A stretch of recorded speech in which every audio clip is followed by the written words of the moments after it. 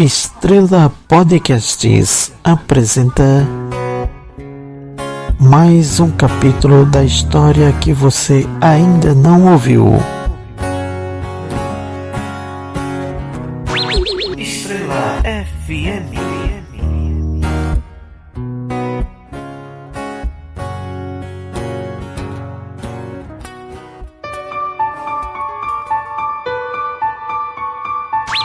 Estrela FM.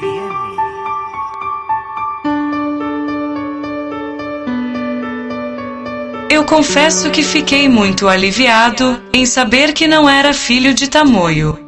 Tanta coisa que eu vi naquelas páginas me deixaram arrepiado, pois era sujeira demais praticada por Tamoio.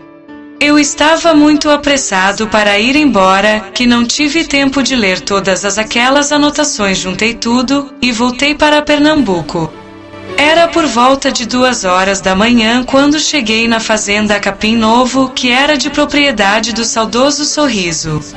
E foi já em frente ao portão que eu percebi que tudo estava diferente. De 5 anos que passei distante, tudo estava mudado naquela fazenda. O vigia se aproximou e perguntou o que eu queria naquela hora. Me apresentei àquele vigia, que inclusive era amigo meu, que me reconheceu logo depois. Perguntei ao vigia o que estava acontecendo, porque tudo estava diferente, e ele me perguntou: Pareia, então você não sabe do que aconteceu? Outro de interrogação.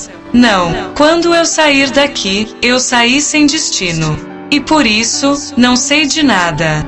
Mas eu quero que você me conte tudo. Vamos ao meu quartinho, e eu lhe contarei tudo o que aconteceu por aqui. Assim falou o vigia. Ele me deixou entrar, e fomos até os seus aposentos. Tomamos um café, ele ainda me deixou tomar um banho, e depois começou a contar. Logo quando você saiu, Késia, mexendo nas coisas que estavam guardadas em um baú, descobriu uma coisa que fez ir abaixo toda a estrutura daquela família. Em uma pasta cheia de papéis velhos, Késia encontrou uma carta da sua mãe, para aquele amigo de seu Sorriso, o tal do Luciano Tamoio.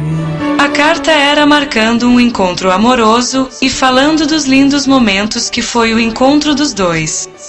Késia, que tinha a sua mãe como um modelo de honestidade, ficou muito decepcionada e contou para o seu irmão Netinho. Netinho, que tinha a mesma frieza de Tamoio, até porque era seu filho, chamou a irmã e, antes de tomar qualquer decisão, foram ler todas as anotações que tinham naquela pasta. Foram várias cartas de encontro e declarações amorosas entre os dois. O mundo desabou quando os dois encontraram em uma página uma revelação que fez destruir toda aquela família. Na carta estava escrito que ela estava grávida, esperando um filho de Tamoio. No caso, Netinho. Ela ainda dizia que ele não se preocupasse, que o besta, que no caso era Sorriso, não ia desconfiar de nada, ia achar que o filho era dele. E foi nessa hora que a tragédia aconteceu naquela família.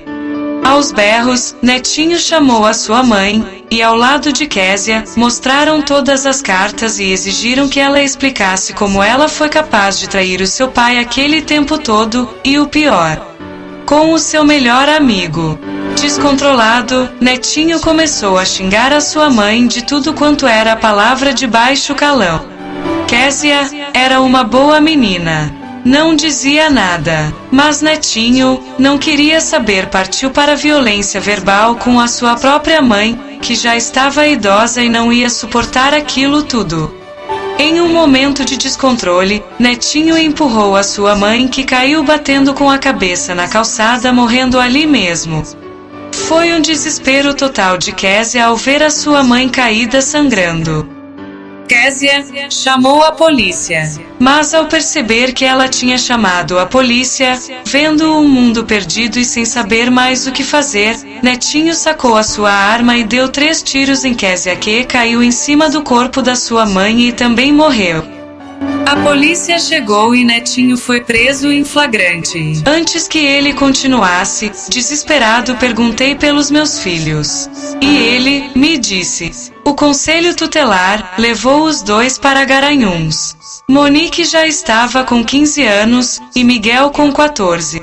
Toda a região se sensibilizou com a tragédia.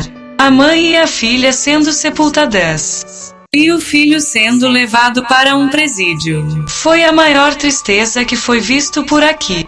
Hoje eu cuido dessa fazenda, porque segundo a justiça, essa fazenda ficou para os dois. Monique e Miguel. E tem outra coisa que você precisa saber. Aconteceu um escândalo antes disso. Quando você for embora daqui, Késia ficou esperando uma menina sua. Foi o maior escândalo, pois Netinho não queria aceitar. Se não fosse por Dona Calu, ele tinha expulsado a menina de casa. Diante daquelas revelações, eu não sabia o que fazer. Tanta coisa que já havia acontecido em minha vida, mas jamais eu iria imaginar que acontecesse aquilo tudo naquela família, que parecia tão perfeita. Zeca, que era o vigia, insistiu para que eu dormisse para descansar um pouco. E quando amanhecesse o dia, eu ia até a cidade para tentar recuperar os meus filhos, mas eu não quis esperar e sair feito louco para Garanhuns mesmo na madrugada. Késia, aquela menina tão meiga que era incapaz de fazer mal a alguém, estava morta. E o que é pior, de uma única vez que ficamos juntos, ela ficou grávida e teve uma filha fruto do nosso amor. Zeca disse que o nome da menina era Sofia e que ela estava com 5 anos. Naquele momento, eu não sabia se sorria ou chorava de tanta tristeza e emoção. Fui a Garanhuns, amanheci o dia naquela cidade, procurando os direitos de pai, pois eu queria resgatar os meus filhos. Mas para aumentar o meu desespero, fiquei sabendo que Monique tinha sido adotada por uma família de São Paulo. Fiquei desesperado, pois Monique era o meu xodó.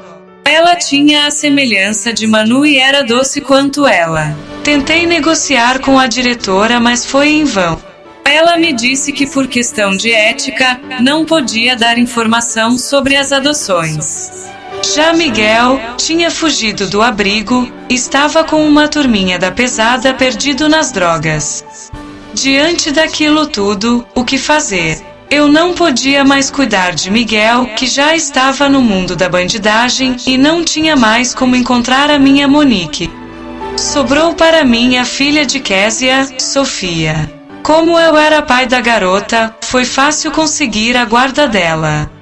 Passei pouco mais de um mês em Brejão e em Garanhuns resolvendo essa questão e depois, de novo pus o pé na estrada, dessa vez, com a minha pequena Sofia. Para não ficar abandonada, vendi a fazenda Capim Novo e apliquei o dinheiro, pois era dos meus 2 filhos. Peguei a outra parte que cabia à Sofia, vendi tudo pois pretendia ir embora. Sabendo da venda da fazenda, Miguel foi me procurar atrás de dinheiro que seria a parte dele na herança.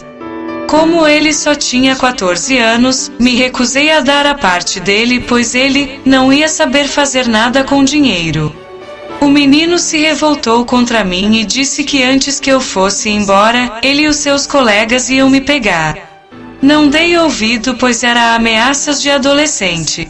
Muito embora sabia que Miguel estava com uma turma da pesada, praticando assaltos na cidade. Naquele mesmo dia, por volta das 18 horas da noite, eu estava na sala com Sofia quando de repente, alguém entra. Era o meu filho e mais 4 menores, todos encapuzados, que foi logo me agarrando e exigindo o dinheiro. Com a arma na cabeça, tentei aconselhar o meu filho, mas ele não quis saber. Me deu uma coronhada na cabeça, e eu desmaiei e não vi mais nada. E a pequena Sofia? Você imagina como estava aquela pequena?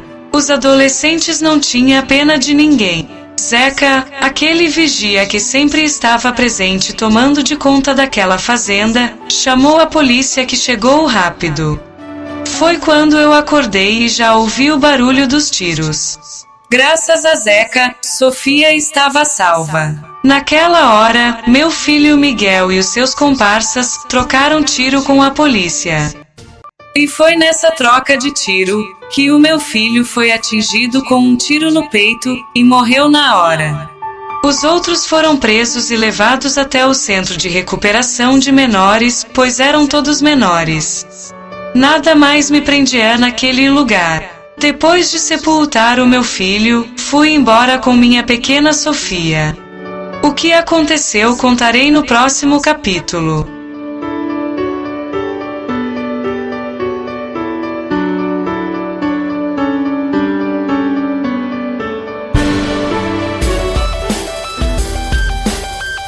Ouça amanhã mais um capítulo da história que você não ouviu. Estrela Podcasts.